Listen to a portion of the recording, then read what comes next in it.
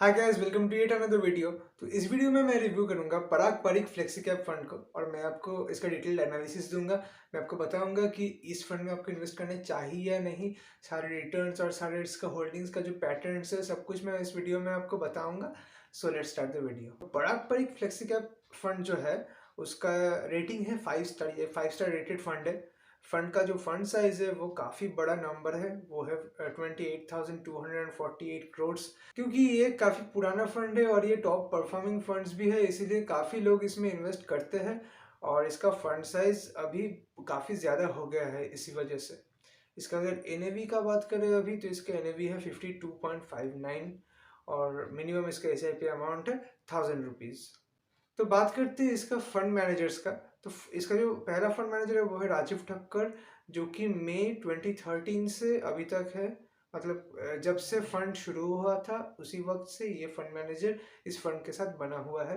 रौनक उनका जो है वो भी मई 2013 से बना हुआ है अभी तक। राज मेहता 2016 से अभी तक है और रुकुन ताराचंदनी अभी मतलब काफ़ी रिसेंट फंड मैनेजर है जो मई 2022 से ही है। नज़र डाल लेते हैं इस फंड के रिटर्न्स की तरफ।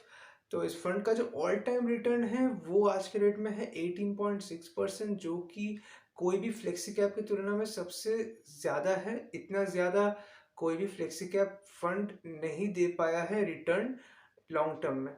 इसका अगर 5 इयर्स का रिटर्न हम देखें तो 5 इयर्स में फंड ने रिटर्न दिया है 16.6% का, जहाँ की कैटेगरी एवरेज ने रिटर्न दिया था 9.6% का। और 5 इयर्स में इसका जो रैंक है वो भी नंबर 1 में है। 3 इयर्स में फंड ने रिटर्न दिया है 22.6% का, कैटेगरी एवरेज ने रिटर्न दिया था 13.5% का और इसका रैंक इन कैटेगरी है 2। 1 इयर्स में इसका अगर रिटर्न देखें तो 1 ईयर में रिटर्न इसने दिया है -2.5% और कैटेगरी एवरेज ने भी दिया है -3.5% और इसका रैंक इन कैटेगरी है 34। तो इसका एक रीज़न है, बिकॉज ये एक साल में इतना गिर क्यों गया है इसका मतलब 5 इयर्स और 3 इयर्स में रैंक इन कैटेगरी एकदम 1 और 2 में था, लेकिन अचानक से क्या हुआ कि 1 ईयर में इसका रैंक इन कैटेगरी 34 हो गया। तो इसका कारण कुछ भी नहीं है, इसका कारण बस यही है कि इस कंपनी ने काफ़ी सारे यूएस के स्टॉक्स में या फिर इंटरनेशनल स्टॉक्स में भी एक्सपोजर है पारंपरिक फ्लेक्सी कैप फंड का। मतलब इस फंड में अगर आपने इन्वेस्ट करके रखा है तो आपका पैसा सिर्फ और सिर्फ इंडियन इक्विटी में ही नहीं लेकिन फॉरेन इक्विटी में भी इन्वेस्ट हो रहा है। फॉर एग्जाम्पल मैं कुछ नाम बता देता हूँ कि कौन कौन से कंपनीज में इन्वेस्ट हो रहा है आपका पैसा। वो है माइक्रोसॉफ्ट, फिर अल्फ़ाबेट आईएनसी क्लास ए में हो रहा है। अल्फ़ाबेट एक गूगल का ही कंपनी है। फिर अमेजोन में आपका पैसा इन्वेस्ट हो रहा है। फेसबुक में भी इन्वेस्ट हो रहा है। सुजुकी मोटर कॉरपोरेशन जापान का जो है वहाँ पे भी आपका पैसा इन्वेस्ट हो रहा है। तो अगर हम देखने जाए तो इंटरनेशनल एक्सपोजर है। और क्योंकि बाहर का जो मार्केट है नैस्डैक है वो काफ़ी ज़्यादा गिर गया था, इस ईयर में काफ़ी ज़्यादा रिसेशन आ गया है। इस वक्त भी रिसेशन चालू है, ले-ऑफ्स हो रहे हैं इन आईटी सेक्टर्स में और सॉफ्टवेयर कंपनीज में, इसीलिए इनका रिटर्न अभी भी काफ़ी डाउन चल रहा है। फंड का अगर हम होल्डिंग्स देखते हैं तो होल्डिंग्स में 38 कंपनीज है। टॉप 10 जो होल्डिंग्स है उसमें से कुछ मैं मेंशन करता हूँ। हाउसिंग डेवलपमेंट फाइनेंस कॉरपोरेशन में 8.37% का एलोकेशन है। Bajaj holdings and investment limited में 7.27% का एलोकेशन है।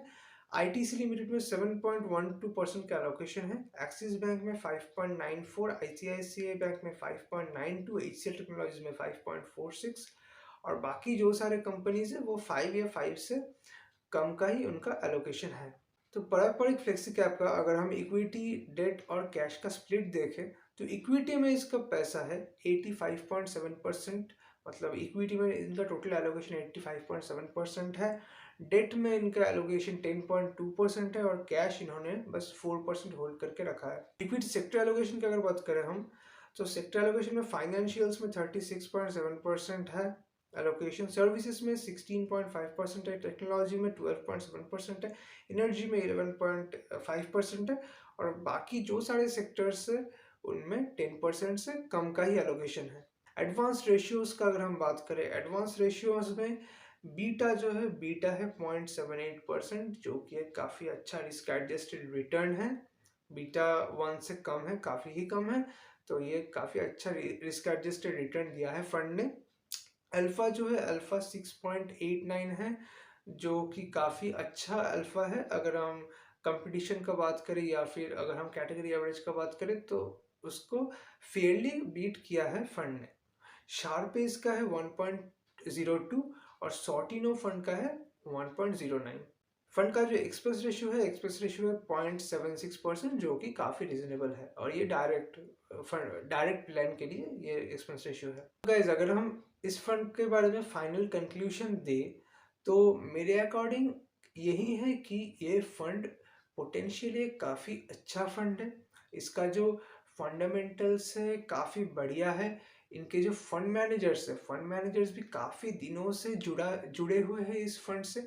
इसका अगर हम ऑल टाइम का परफॉर्मेंस देखें, ऑल टाइम में भी 18% का परफॉर्मेंस और कैटेगरी एवरेज को भी काफ़ी इजीली बीट किया है हर एक टाइम पीरियड में, एक्सेप्ट फॉर इस 1 ईयर। नहीं, इस 1 ईयर में भी कैटेगरी एवरेज को बीट किया है, लेकिन थोड़े ही परसेंटेज से काफ़ी नीचे आ गया है इस 1 ईयर में। और वो रीज़न मैंने बताया, वो रीज़न यही है क्योंकि इसका जो यूएस के स्टॉक्स में कुछ एक्सपोजर्स है, उन एक्सपोजर्स के कारण इनका थोड़ा टोटल पोर्टफोलियो का परफॉर्मेंस डाउन हो गया है, ये बात तो सही है।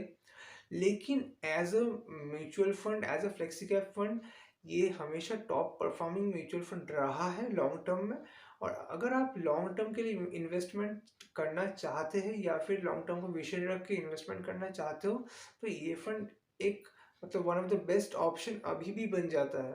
आपको कभी भी मतलब 1 साल का रिटर्न या फिर 1 साल में अगर कोई फंड डाउन हो गया है, तो फिर उसे देख के किसी फंड को एग्जिट या फिर किसी फंड में इन्वेस्ट ना करना, ये नहीं करना चाहिए। अगर आप इस फंड में बने हुए हो बहुत पहले से, तो आप अभी भी बने रहो, कोई प्रॉब्लम नहीं। अभी पैसा बिल्कुल मत निकालना, आप अभी भी होल्ड करिए। इसका परफॉर्मेंस धीरे धीरे अच्छा हो जाएगा जब यूएस का मार्केट मतलब रिकवर करेगा। तो अगर आपने इस फंड में पैसा रखा है, तो बिल्कुल आप यहाँ पे रह सकते हैं, कोई प्रॉब्लम नहीं है। और अगर आप एक न्यू इन्वेस्टमेंट शुरू करना चाहते हैं, तो फिर भी आप इस फंड में इन्वेस्टमेंट शुरू कर सकते हैं, उसमें भी कोई प्रॉब्लम नहीं है, क्योंकि इसका बस 1 ईयर में रिटर्न खराब हुआ है। लॉन्ग टर्म में 3 ईयर्स में या फिर 5 ईयर्स में इसका रिटर्न खराब नहीं हुआ है। अगर वो होता तो मैं रिकमेंड करता कि आपको एग्जिट कर देना चाहिए या फिर आपको इस फंड में इन्वेस्ट नहीं करना चाहिए। लेकिन फिलहाल इस वक्त आप यहाँ पे बने रहिए। So that's it. Thank you for watching the video. अगर ये वीडियो आपको पसंद आया तो लाइक कर दीजिए, सब्सक्राइब कर दीजिए चैनल को, और कमेंट भी कर दीजिए कि आपका फेवरेट फ्लेक्सी कैप फंड कौन सा है। Until that, see you in the next video. Thank you.